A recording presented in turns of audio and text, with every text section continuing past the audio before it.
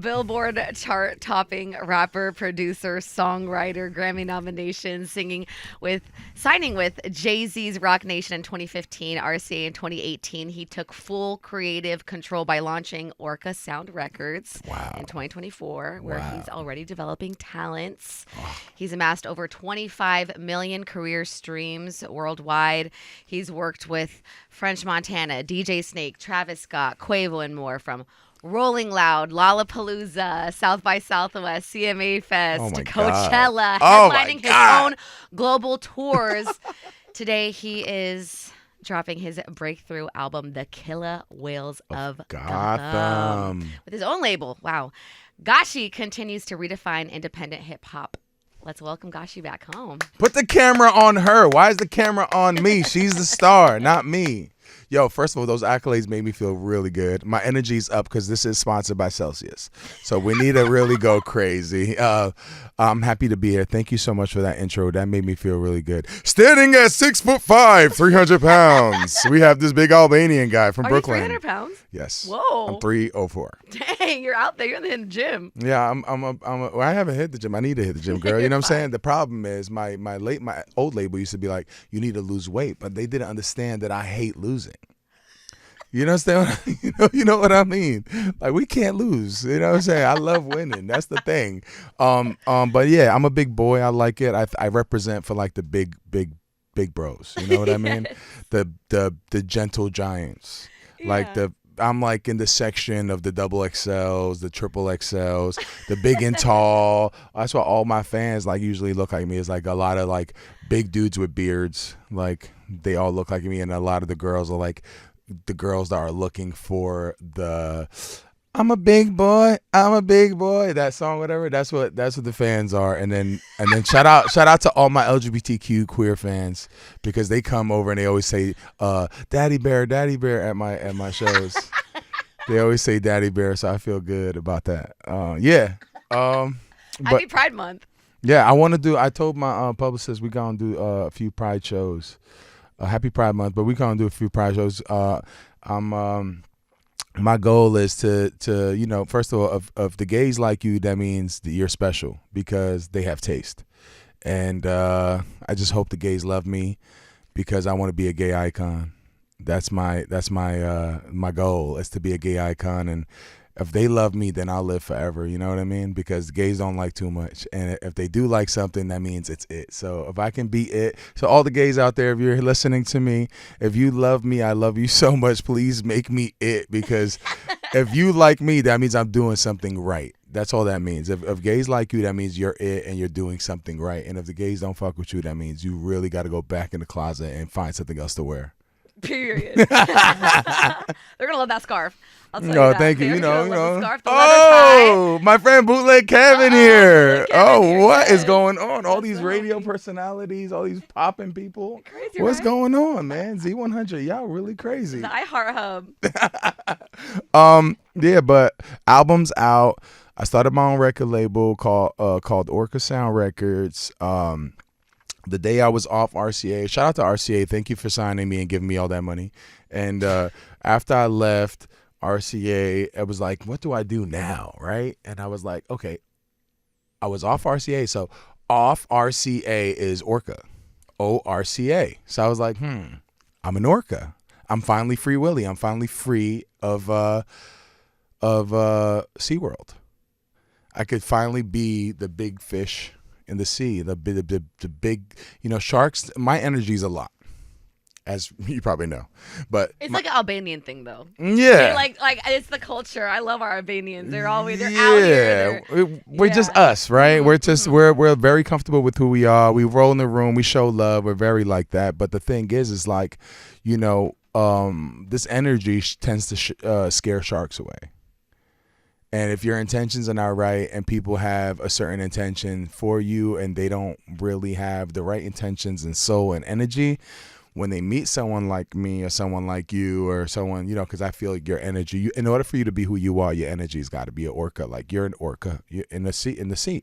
So I just feel like it's a shark infested business, and they all run away when they see one like me. They're like, damn, we can't control them, or we can't So what happens now is you get pushed to the side and they get scared of you. And that's what the whole Orca thing was. It was like, okay, cool. Like, I can't be controlled and contained by a person telling me to do these tricks. So it becomes a problem because they don't know what to do with you. Do you have an example of something that someone was trying to, of exactly what you're saying that Yeah. can help paint this picture a little more? Like, okay, so a lot of people tend to walk into a room and make themselves feel smaller to make everybody else feel comfortable. And I don't do that. I'm myself at all times. I'm authentic. So they'd be like, calm down, or Calm like, down, quiet, or yeah, like don't do that, or like, like it's just like you need to calm down because you're too much. And the reality is, if I'm too much, go find less. You know what I mean? Because that's just what it is. I'm never ever gonna have you tell me what to do. I don't give a fuck. Sorry, you can't curse. It's okay. I don't care about people's opinions of me, and it took a long time for me to feel comfortable in my own skin. You know what I mean? This is, you live in this body and you need to enjoy it. So it took a long time for me to be comfortable here, and I just want to do me. I do me and I do what I want. You can't really, and also like people need to box you in, like an Orca. They got to box you in into the small thing, and the only thing is, I always tell people, you can't box me in unless it's a G-Wagon, because that's the only way you're gonna do it. You can't box me in. I do what I want when I want, and that's that. Like, it's over. Like, yeah, that's it. And that's it. The music does the talking for me. Unless it's a G-Wagon. Straight up. So silly. That's it. Everybody, if you want a G-Wagon, you know what time it is.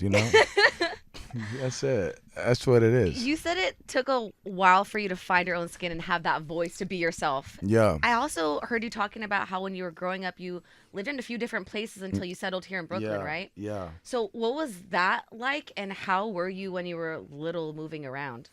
I was born in Africa because I was a refugee in my country in Kosovo. Kosovo is Dua Lipa, Rita Ora, BB Rexa, excuse me. All those artists came from the same water. We all know each other. We all support each other. Ava Max, right? Ava Max, she's Albanian. She's Oh. not from Kosovo, but yes, I found her. I discovered Ava Max. I helped get her deal. Her first song ever was with me called Slippin'. Yeah, so Ava Max is like my little sister. But yeah, we're all connected. We all support each other and help each other. I do a festival with Dua Lipa in Kosovo every summer. Wow. But like, when the war happened, my parents were forced to leave their own country and go to Africa. That's where I was born with my sister. I'm an Irish twin. My sister and I are the same, like two days apart, but like 1 year apart. October Libra babies. But we were forced to be raised in different countries, and then my parents wanted freedom because it was difficult living in those countries. And we found a way, moving to Europe, moving to all these countries, trying to find a way to America. We finally get here, and I still remember getting picked up at the airport by my uncle. We lived in his basement for a couple of years, and then we lived in a shelter for a little bit. And then my dad got a super. You know what a super is? Where the guy does the maintenance and does the garbage. And my dad got in Kensington near Flatbush, he got a super building, 1 bedroom, and it was all 5 of us in a 1 bedroom apartment. And that was my life for a long time. Then I grew up and I just wanted everything, because when you come from nothing, you want everything. So from there, I joined every club in school. I ate all the school lunches because kids said it was gross, but I didn't, because for a long time we didn't really have even the food to eat and nothing. I don't want to sound like a sad story, but reality is, we were refugees and we came from nothing, and everything that is presented to me now, I take it, and I don't take it for granted, because when you go look at my yearbooks and stuff, I was in a chorus, science club, math club, theater club, NFL. I was going to go to NFL. I played football. I was an all-city football player. I got a full scholarship, play football, Massachusetts. It's like, you look at my yearbook, you would be like, how is he an athlete and he's doing theater? So I would be hanging out with all the kids here and doing theater. And then I had all the football kids be inspired to jump on stage and tap dance with their cleats on, and that's what I do. I inspire people to get out their comfort zone, and I liberate people. That's the whole point about what I do. It's like since I was a kid, I was always me, and I don't care what anybody said. You know what I mean? What high school was that? I went to New Utrecht High School. Shout out to Miss Steinweiss. I still keep in touch with every single teacher in my life. Shout out to Mr. Snyder, Scott Jackson. If you're hearing this, I told you I was gonna make more money than you. Yeah, it's just what it is. Like I just, yeah, yeah. So you've been back to the high school? Yeah, I'll go back to my junior high school all the time. I'm trying to give back Xboxes and computers, and we've been donating clothes. That's so beautiful that you do that. That's so cool that you go back and give We love. have to, man. It's like the only way for me to keep going is like reminding myself where I come from. I just feel like as corny as it sounds, as cheesy and Disney as it sounds, reality is I got it all. I moved to Beverly Hills. I lived in a $6 million condo. I never would have thought that. Never in my life, never. I drove a Rolls Royce. I did everything. I had all my dreams come true. I was dating the biggest artist in the world.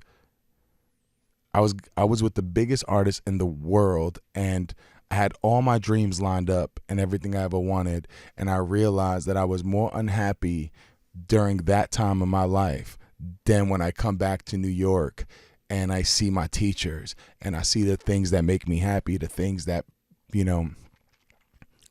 humble me. And I realized that I pray that everybody in the world gets all the money that they ask for, just to see that it's not the answer.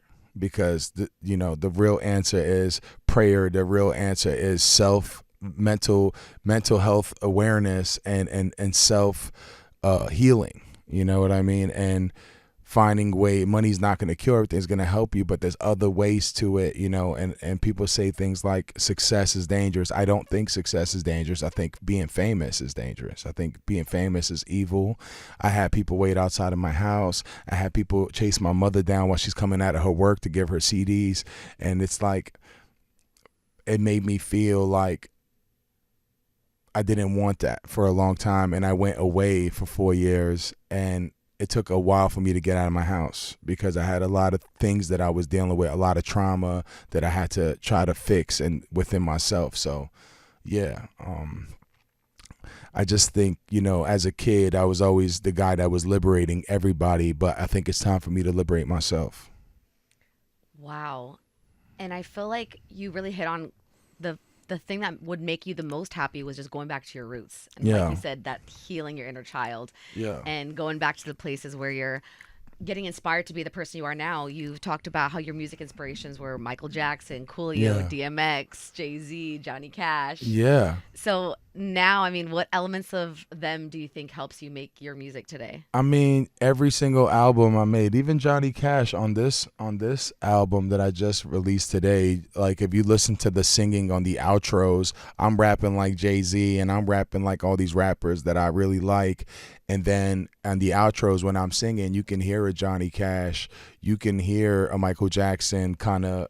I do. I hear like a little kid that sounds like, what is that flip? I hear like a little kid that Yeah. Well, that little kid is my nephew. You know what I'm saying? Shout out to my nephew Deanie. I had to get him publishing on this album because I just want to get all the kids in my family publishing on my album because they're gonna own all my music when I'm gone.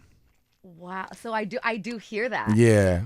And then I hear you get deep. You have like spoken words for your songs too. One was like, "Would you kill someone for $1 million?" He's like, "No, I don't need the money." Yeah, that was really cool. That was Paulie from The Sopranos. He grew up in Brooklyn, so that's why I put him in there. He from Canarsie, and he's a real gangster. He passed away, but it's like those little things about this album. Everybody on the album, every snippet you hear has something to do with something. Like even Dusty Rhodes. Like if you listen to Dusty, he was the real original Ric Flair. clear. So I put everybody that's an original on there. Everything you hear on there is a reason for it. I don't put things on there just to put on there. Like everything I do, every move is intentional. Everything in my music is intentional. You never see me like on Seawolves. This old lady is asking Waylon Jennings, who's one of the biggest country artists ever, and she says, "How do I get my grandson to stop listening to rap music?" And now you got the biggest country artist in the world looking at this old lady and saying, "I don't have a problem with rap. I think you should continue listening to it." And the reason why I put that in there was because I just came off doing a country album called the Brooklyn Cowboy. And when I did all that, I went to Nashville and they called me Puerto Rican Cowboy. And it was like, I love all my Puerto Ricans out there. If you're listening to this, I love you. I'm not Puerto Rican, but I love my Puerto Rican people. And one day I hope that I find somebody that loves me as much as a Puerto Rican loves its flag. Because at the end of the day, it's the strongest love I've ever seen. And I love Puerto Rican food. I love the culture. I love the people, the sweetest people in the world. But it's still disrespectful. What if I was Puerto Rican, you calling me a Puerto Rican cowboy? So I felt a little disrespected when I did the country thing, and I felt like it was very gatekeepy. And I didn't like the fact that they were looking at me like a rapper and trying to make the word rapper be a negative thing. So I added the Waylon Jennings thing at the end of that song to let those people know that even Waylon Jennings, who's the biggest country artist in the world, loves rap music. Yeah, I mean, I'm out here, you know, people know me for, a lot of people don't just follow me for my music. They follow me because of my personality or because of fashion or the things I do. They tend to just like what I'm doing. It's not all music, you know, so that's why I'm able to have this luxury of bending genres and doing country, doing an 80s album. You know, I did a song with Sting. Like, that's the biggest fucking deal in the world.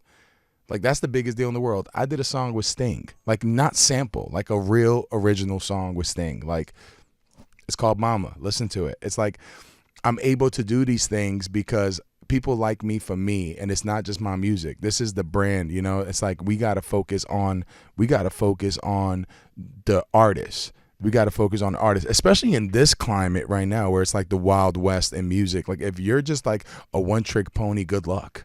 Because I had to drop this album today. I had to do 20 videos yesterday in the morning. I had to do 11 interviews yesterday, and it's like I'm doing all this out of my pocket. You know what I'm saying? I drove my car here. Nobody picked me up. I drove my car here. I almost got towed. I told them I'm doing an interview with Z100, so you can tow that car. Yeah. And listen to me on Z100 while you're towing it. Yeah, listen to me on Z100. Z100. We have new Gashi here. This is called Rings for the Winners, featuring G-Eazy right here on New York's hottest station in the world. I don't know. New York's #1 hit music station. New York's #1 hit music station. That's what I want to do. Z100. This is Gashi speaking here. We have a new hit record off of his The Killer Whales of Gotham album. This is Rings featuring G-Eazy right here on New York's #1 hit station. Hit music station. Hit music station. You take my job. No, I would never take a job. But I think we should do something where I pop in here every like 2 weeks and we do a whole talking series. Take it over. Where are you from? Tell me about you. No, I'm from the Bay, which why I want to talk about Nipsey. I mean, West Coast, Wow. like one of the biggest names, a legend, the late Nipsey Hussle, and you're one of the people that worked with him back on, I think, one of your mixtapes. Yeah, he was the first artist I worked with, which is, rest in peace to him. That's crazy. Yeah, he was the first artist I ever did a song with, feature with. It was Nipsey Hussle. How did that happen? Well, I was in the studio. He heard my music, and he loved it. He loved that song, and I was like, would you do a verse? He said, yeah. And he did it, and I was so happy. I'm so blessed. He followed me on Instagram. And then years later, I saw him. I was with Jay-Z. We were having brunch, going to the brunch that morning, and Nipsey pulled up, and he said, I told you. And then he passed a week later, or a couple, what was it, a month later. And it was just like weird to me because That's so weird. Yeah, it was so weird. It was so strange. It was like a weird thing, you know? And I was close to him, but I wasn't close enough where we spoke every day, so I'm not going to sit here and be a fake friend. But his impact on me in such a short amount of time was so impactful. And he was so real. We watch his videos in my house all the time. We play it. He was so real. Shout out Lauren London too. I love her. She's such a sweetie. Um, condolences to the family. I mean, till the day, I always think of when I drive in LA and I'm going to get my haircut or when I'm doing an interview, they have his murals everywhere, like right next to Kobe. It shows his impact. You know what I mean? And this is somebody that really, I'm just blessed enough to be able to tell my kids or tell anybody around me to be like, hey, you know that guy, the Black Jesus dude? Yeah, I did a song with him. The Black Jesus of hip hop. I did a song with him. Like, I know him. There's videos of me as a 19-year-old kid in the studio with him because he died at the age of 33. And so did Jesus. Or am I tripping? Are we not supposed to be talking about that on the station? No. You're good. You're good with that. The "I told you so" was the craziest. Yeah, he didn't say anything to me. He just toasted me like this. He said, "I told you so," and he didn't say. That's the last time I spoke to him. Yeah.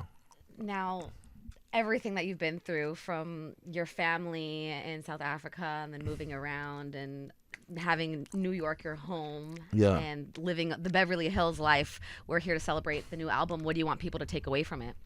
The thing is, I came into the music business doing rap music and hip hop, and I saw a pattern of a lot of white artists in particular coming in doing rap, hip hop, and then switching it and then doing country and other genres. I came back to rap with this album to show that I'm not using the culture for my benefit. I want to help the culture out and give back as much as I can and add my flavor to it. I am a guest in hip hop and rap, and I'm aware of it. I'm just adding my Albanian taste to it and trying to find my position and place in the mural of hip hop. And I don't want to be seen as the guy that used the culture to get what he needed to and then abandoned it. So that's why this album is very important to me, and is very important to anybody that listened to me from the beginning of doing hip hop and rap. It's very important that we do not look like we are using hip hop. It's not taking away from it, it's giving. What are you giving back? How hard I got to work to make this album incredible. I also hear that it's somewhat of a love story to New York. Yeah. I mean, it is a love story to New York because I left. I left New York. I went to LA. I completely got lost in the sauce. And when you're in the mix, you lose taste. That's why you're not supposed to be popping up everywhere. Because if you're always in the mix, you lose taste. Because you lose flavor. Because you're trying to pick up this and this. Yeah. You get diluted because your roots and who you are. Yeah. I mean, even when I did the country thing, it's like cool because I still call Brooklyn Cowboy. I'm still letting you know where I'm from. I still got the Yankee logo on the cowboy hat. So I never really forgot where I was from. But I forgot what New York felt like, what it sounded like. So I was like, you know what? I need that feel. I need that vibe. And that's what this project was about. It's about bringing back what got me here and reminding people that no matter how much I'm polished, how much I grow, how much I clean myself up, you can still see the motherfucking mud on me because I come from the bottom. The mud, the streets, whatever you want to call it, I come from that. The gutter. Rags to riches story, that's me. Yeah. You know what I mean? This is not no fake story. This is real as it gets. I'm lucky. I'm blessed. My parents don't even speak English. My parents probably working right now because they would not quit their job. I tried to retire them for 7 years straight. They're not quitting. They don't care. They take the train. They still go to work. They still do what they need to do. You know what I'm saying? But every time I get them a vacation and they go on vacation, they do what they got to do. But I do everything for my family, you know what I'm saying? And that's what it's about. It's about my family. It's about keeping it real. And sometimes I get excited and I'm, saying stuff and being funny and this and that. But this story is real as it gets. I come from a place where a lot of people don't get lucky enough to say that. A lot of people don't get lucky enough to say, oh, I went to a brunch, or Jay-Z knows me, or I signed to RCA Records. I did a song with Sting, Travis Scott, work with that stuff does not happen. Like Bro, Chris Brown said I was one of the most talented human beings in the world. To me, he's one of the most talented human beings in the world. Bro, we had conversation, FaceTime, we talk. He says, I love you. Like, bro, I met Travis Barker. I met every single artist I ever loved. Limp Bizkit. I used to listen to Limp Bizkit in the 6th grade. Fred Durst DM'd me and said, I'm proud of you. Like, these things don't just happen for everyone. These are people I respect and love very much. And I love what I do. I love the art. I love the world I'm in.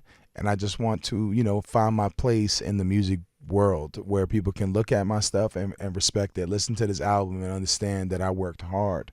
This ain't no mumble rap. This is real music. It is, and we're so thankful that you want to celebrate it here in New York at Z100. We have so many listeners that hang out with us every day and are excited to hear you on our station. We have a promotion going on right now, our Z100 $1 million summer, where we're giving out the chance to win $1 million. Yeah. What should that winner do with it? You should just give it to my parents. Let them go to Kosovo. Let them enjoy it. You know what I'm saying? That's it. Like, I was looking out for the fam. You know, Shout them out. Yeah, I would give it to my mom, my sister. You know what I mean? Let them enjoy that millie. You know what I mean? Yo, give it to my parents. If you want to make, you know what I'm saying? If you want that money to go away in 2 days, send it to my send it to my nephew and my sister because they don't know what to do with it. Nah, but yeah, everybody out there that's listening, if you want to win the $1 million, get my CD right now and keep listening to it, and you'll find a code in one of the songs where you'll find a way to win $1 million with or without us, because it's motivation. You know what I mean? This music is motivation. But how are you gonna find a family to give the $1 million to? There's winners every day that we get, and then we pick one from the pile. Are the you whole serious? Summer long. Yeah. And how we gonna pick it? I think I don't. That's above me. Really? Yeah, but. All right. No, So they really call cool. in. Can they call in? Can people call in? Yeah, every day. Yeah? Every day they call in. Do we still do that? Do we still do that? Yeah, Look at they're calling right now. Look at the phone lines. Can we answer one call or what? Yo, we need a call in one day. Like have somebody call in. Like, hello. That's my dream. It's to have somebody call in and have a conversation with somebody. Pull up. You have to pull up. Yeah. Now, before we wrap up, how does it feel right now in your life to be Gashi? A lot. It feels a lot. I mean, you know, feels manifest in destiny. Wow. You know, I feel like no matter what happens to you in life, you gonna have a lot of setbacks, but you need to look at it like a slingshot. Like the further you get pulled back, the further forward you go. And I think that's what happened with me. I think the pandemic set me back, and it hurt me, and it crushed me, and I watched my dreams look like they were not gonna come true. And I found a way to pick up and chase my dreams and chase and make it all come to life. And I think whoever's listening to this and listening to my album, I pray that you can find a spark through my music or through me to just continue going. Because I'm telling you right now, these artists used to tell these stories all the time and be like, yeah, if you're going through something, like, listen to my music. Like, yo, at the time, that didn't really care. Nobody really cared because, like, yo, people were going through stuff, but you wasn't really going through. Like, you understand what it's like to bounce back after a pandemic? You will, bro, what? This is something that nobody will understand. I don't care what you've been through, bro, what war you've been through, yo, that pandemic ruined all of us. And these are all the scars and the after occurrence that we feeling right now. This is the aftershock. And it's like, I'm still going through it. And that's what it is. I feel like it's a lot for me right now. Music business is tanking, and I'm trying to survive in it as an independent artist, putting up my own money, putting up my blood, sweat, and tears and years into this, and I just want to win. Wow. You're winning.